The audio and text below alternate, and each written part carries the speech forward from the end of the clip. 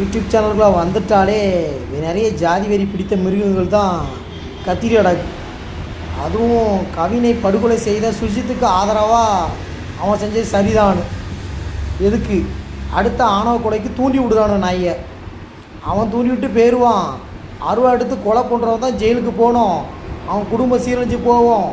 சரியா? ஜாதி வெறி பிடித்த மிருகங்கள் தூண்டி விடுறாங்கன்னு சொல்லி நீங்கள் ஆயுதத்தை எடுத்துடாதீங்க.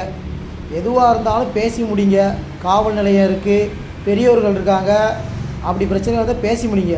ஆயுதத்தை மட்டும் எடுத்துடாதீங்க. சுஜித்துக்கு நடந்த நிலைமை தான் உங்களுக்கும். சரியா? அவனுக்கு வாழ்நாள் சிறை தண்டனையா இல்லை தூக்கு தண்டனையா தெரியல. எக்காரணத்தை கொண்டும் ஆயுதத்தை எடுத்து ஒரு உயிரை பறிக்கிறது தவறு.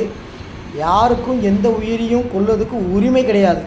அப்படி கொண்டுட்டிங்கன்னா அந்த பாவம் உங்களை தான் சேரும். உங்கள் குடும்ப தலைமுறையே அடுத்து தடுக்காது. அவ்வளோதான். அந்த உங்கள் குடும்பமும் அழிஞ்சு போகும். ஏன்னா அந்த பாவம் உங்களை சும்மா விடாது. சரியா?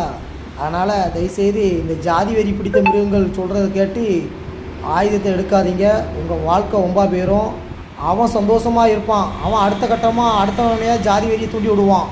அவனுக்கு இதுதான் வேலை. அவனுக்கு பிரபலமாகணும், ஜாதி வெறி தலைவர் ஆகணும், அதை வச்சு காசு சம்பாதிக்கணும், கட்ட பஞ்சாயத்து பண்ணணும், எலெக்ஷன் வந்தால் பெட்டி பெட்டியாக பணம் வாங்கணும். அதுதான் அந்த நாய்க்கு குறிக்கோள். மற்றபடி ஜாதி தலைவர் எவனாவது இலவசமாக அவங்க வச்சுருக்க காலேஜோ ஸ்கூலோ ஒரு 10 பசங்களை படிக்க வைக்காங்களா? இல்லை அவங்க ஜாதி பசங்களுக்கோ இல்லை பொண்ணுக்கோ ஏதாவது கல்வி உதவித்தொகை கொடுக்காங்களா? எதுவுமே கிடையாது.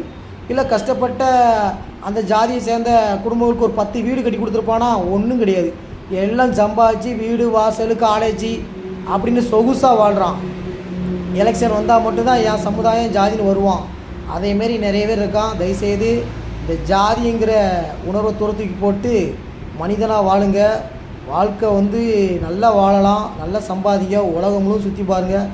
இந்தியா முழுவதும் சுற்றி பார்த்து வர்றதுக்குள்ளே நம்ம ஆயுள் காலம் முடிஞ்சிடும். அப்படி அருமையான இடங்கள்லாம் இருக்குது.